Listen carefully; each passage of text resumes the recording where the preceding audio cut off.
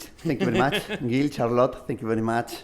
Icro, Philippe, Lorenzo, Matteo, for the nice invitation, and congratulations for organizing this meeting, which is a multidisciplinary meeting. So I will try to talk about immunotherapy from a clinical perspective, so it's much easier talk than the previous one, which was excellent, by the way. But I would like to give you some thoughts. Why do I think, or I don't think, that we should continue with immunotherapy after PCR, for example? So I will make some personal comments. Maybe it can open the discussion afterwards. I will make some comments about metastatic disease, no more than 4 or 5 minutes, and about 8 to 10 minutes in the early breast cancer setting. So these are my disclosures. So triple-negative breast cancer is a very heterogeneous disease. We have seen many slides about heterogeneity from the biological perspective, but I like to show an heterogeneity-based slide from the clinical perspective. And I know that when we're talking about triple-negative breast cancer, hands are over the faces, and oh my God, well, sometimes the prognosis is just excellent without chemotherapy. So there are some tumors with an extraordinary prognosis. Nevertheless, it is true that it is a very heterogeneous disease, also from the preclinical, from the biological perspective. But it is important to highlight that in all subgroups of triple-negative breast cancer, there are some immunomodulatory signatures that share all these subgroups. So maybe among all the different subgroups, there is a group of patients that might benefit from the addition of immunotherapy. So why combining immunotherapy plus chemotherapy? In breast cancer, we do not have good data with immunotherapy without chemotherapy, at least to the best of my knowledge today, because basically it changes the microenvironment. It might increase the release of antigens, it increases the regulation of PD-L1, etc., etc. But today, in breast cancer, immunotherapy only with chemotherapy. Which are the studies we have today in the field of metastatic breast cancer in terms of randomized phase 3 studies? I then show one in the second, third line, because it was negative, pembrolizumab only versus physician's choice versus chemotherapy, no improvement in overall survival. Nevertheless, there is a subgroup of patients with very high PD-L1 whose tumors, I'm sorry because sometimes I say patients with high PD-L1, patients who, I'm sorry, I'm talking about patients whose tumors do express. I'm Spanish, I'm not English speaker, so apologize, because sometimes in some meetings ASCO, there is always an English speaker who says, patients do not express PD-L1. Okay, sorry about that. We do all our best to speak in English. So I think that these questions could be good, or these comments, for English speakers, but not for not English speakers. So I'm saying this because I know that PD-L1 is not expressed by patients. Well, nevertheless, apologize for that if I say this. I promise that in Spanish, I wouldn't say that. Promise. So, apologize for that. So, I continue. So, 3 clinical trials in the metastatic setting, first line. Impassion 130, Impassion 131, and Keynote 355. Some differences among these trials. Impassion, atezolizumab, Keynotes, pembrolizumab, PD-1 inhibitor, and the first one, PD-L1 inhibitor. Maybe different, by the way. Second, in Impassion 130, which was the pivotal trial for atezolizumab has been approved in Europe, not in the US. Primary endpoint was based on intention to treat patients' tumors, whatever you want to say. But in Impassion 131 and in Keynote, primary endpoint was in PD-L1 positive tumors. That's a very important aspect. Why? Because all of them first line. Impassion, nab-paclitaxel with or without atezo. Look at the primary endpoint, ITT, PFS, it was positive. Very interesting in the PD-L1 positive patient population. However, the second co-primary endpoint, overall survival for the ITT, it was not positive. So looking at the PD-L1 expressing tumors, it was only exploratory. But when you look at the hazard ratio in the PD-L1 positive for overall survival, was identical to Keynote 355. So in my opinion, I'm biased. I mean, I published the paper of the Keynote 355. But nevertheless, I think it's unfair, atezolizumab, not to have been approved also by the FDA, because for the primary endpoint, PFS was positive, and for the exploratory analysis of overall survival, it was exactly the same hazard ratio. Nevertheless, not approved in the US. In patient 131, paclitaxel with or without atezo, PD-1 positive patients. I do not know why, but this trial was negative. I don't know why. Nevertheless, the hazard ratio for PFS PD-1 positive was 0.82, which was in favor, and the confidence intervals were overlapping with the ones we had with the Impassion 130 and with KEYNOTE-355. KEYNOTE-355, chemo, either nab-paclitaxel, paclitaxel, or carbogem, with or without pembro, in PD-L1 positive tumors. Two co-primary endpoints, improvement in PFS, improvement in survival. So this is key. I will not enter into the PD-L1 expression. I will not enter in the cutoff. Doesn't matter for today, because this is maybe not a topic, but both pembro and atezo approved in Europe, pembro approved by the FDA. Now, can we combine immunotherapy with other agents but chemotherapy? There's some beautiful data with PARP inhibitors and with antibody-drug conjugates, and many other combinations in the clinical development. This is an old slide, but I love it because it's a nightmare. So I like nightmare slides sometimes. Because when you have nightmare slides, you say, these are nightmare slides, and you didn't say anything, and you continue, and people say, wow, that's interesting. Why combining PARP inhibitors with checkpoint inhibitors? Because unrepaired DNA by PARP inhibitors produce an increase of cytoplasmic DNA, which activates the STING pathway. And the STING pathway is correlated with a more immunotherapeutic microenvironment.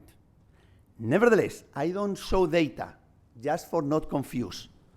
We have 3 data, 2 phase 2 studies with PARP inhibitors plus different immunotherapeutic compounds, and one randomized phase 2 study.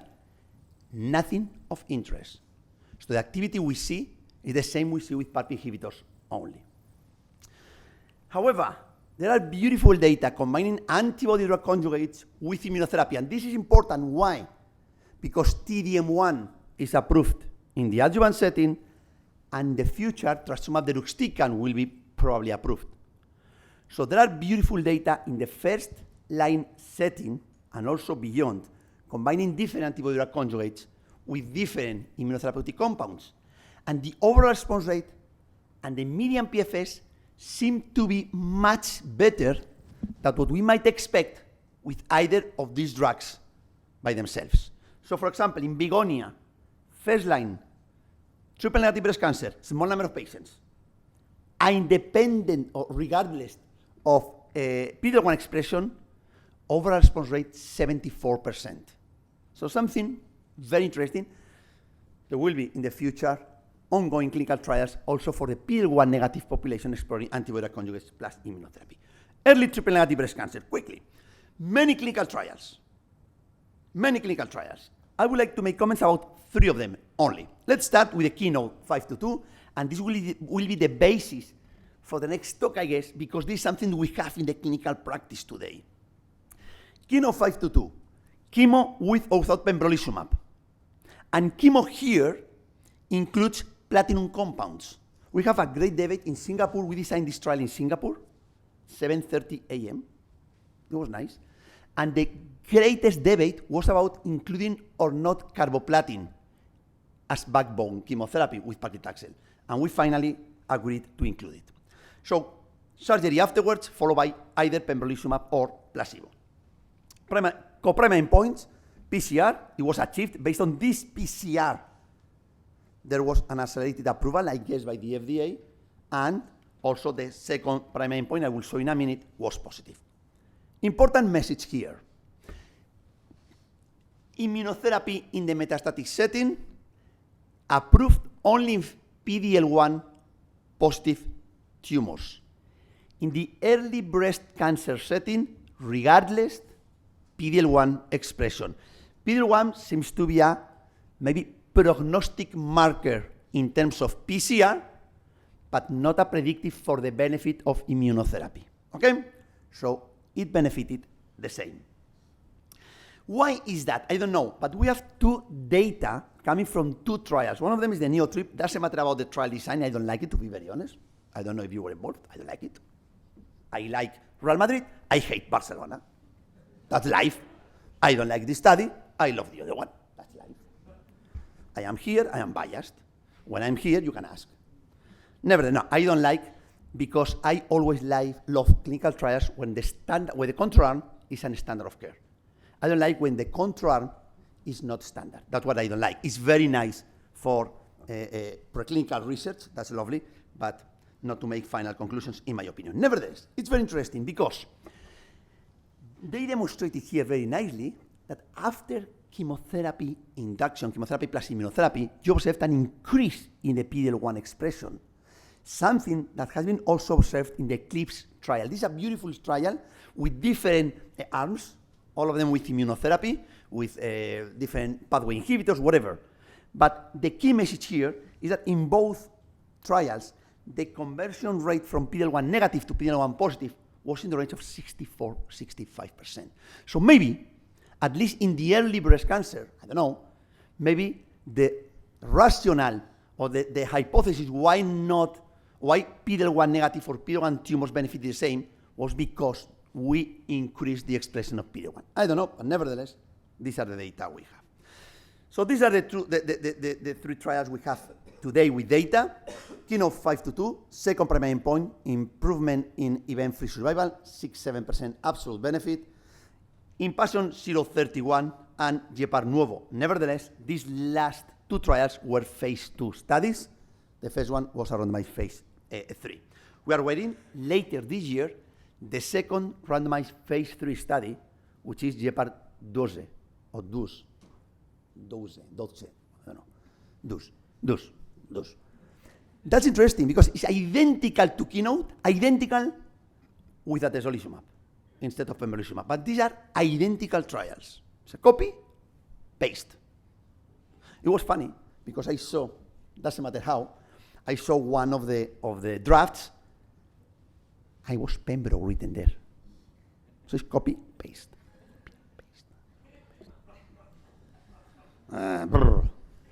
So, nevertheless, these are the data. Look at the event-free survival hazard ratio, event-free survival curves. They are identical. However, in KEYNOTE-522, all patients continue after surgery with either pembro or placebo. In the other trials, they did not continue with immunotherapy afterwards, but event-free survival was identical. So let's compare KEYNOTE-522 and Gepard Nuevo. Look at the curves. Seems to be quite similar. However, when we looked at patients with PCR in both trials, we observed that in KEYNOTE-522, patients who achieved PCR, regardless of whether they received or not pembrolizumab, they behaved very similar. In Gepard Nuevo, patients who achieved PCR with durvalumab did behave better compared with patients who achieved PCR without durvalumab. So it seems that in this second trial, they didn't continue with pembrolizumab afterwards. So it seems that not all PCR did have the same quality. So the question is, should we continue with pembrolizumab after achieving PCR based on the KEYNOTE-522? I will give you my opinion. Listen, we observed 14% higher PCR rates with pembrolizumab. If you achieve PCR, prognosis was quite similar. However, these 14% of patients who achieved PCR with pembrolizumab, do they have the same PCR quality if we do not continue with pembrolizumab afterwards? This is a question, and we do not have the answer. That's why, in my opinion, if we start with pembrolizumab and we achieve PCR, because we do not know if this PCR would have achieved without pembrolizumab, I would recommend to continue with pembrolizumab. That's something that in Spain, we don't do it generally. It is more toxic. No, it's not more toxic. It's more financial toxic. That's it. Well, if non-PCR, with some data showing that patients who receive pembrolizumab did have better outcomes, at least with RCB1, basically with RCB2. With RCB3, we need clinical trials more than water. It's clearly needed. The prognosis is awful. So we have immunotherapeutic compounds in the adjuvant setting. This is the Alexandria, atezolizumab, or placebo in the adjuvant setting. It was a negative study, press release. And we have eBrave and Keynote 242 basically exploring the same concept. Immunotherapy only in the adjuvant setting. My expectations, just one more minute. According to the melanoma data, these are beautiful randomized studies showing that in melanoma, when you go for pembro 3 times, followed by surgery, followed by pembro 15 times, or surgery followed by pembro 18 times, look at the curves. I think that we need the tumor to be in to optimize the response by immunotherapy. But again, we need more data. So open questions. In Keynote 522, no dose-dense anthracyclines were allowed. Second, no capecitabine in the adjuvant setting was allowed. 20 patients received it, by the way. And non-olaparib was allowed. We know that all these strategies improved long-term outcomes. So how do I manage early triple-negative breast cancer? And that's my algorithm. It's not the algorithm. It's my algorithm. So biased and open for criticism. So in very tiny tumors, I usually, less than 1 centimeter, I go to surgery, followed by chemotherapy. Depending on the age and many issues, I go for carboplatin as well or not. Sometimes, I want to be very honest, some 9 or 10 millimeters, I go for carboplatin as well. So stage 2 and stage 3, basically, I go for Keynote 522. If PCR, pembro. If non-PCR, it depends on the day. I always try to continue with pembro, if possible, adding cape, so I combine both. But what about germline BRCA1 and BRCA2 mutations? Who knows? And between 1 and 2, my algorithm is chemotherapy in the neoadjuvant setting with platinum compounds usually. It depends on the age. It's not the same 11 millimeters than 19 millimeters, but that's what I do. So the key question and final comment. Stephanie, tell us about how to integrate immunotherapy and radiation therapy. Thank you. Thank you. Thank you, Dr. Cortes.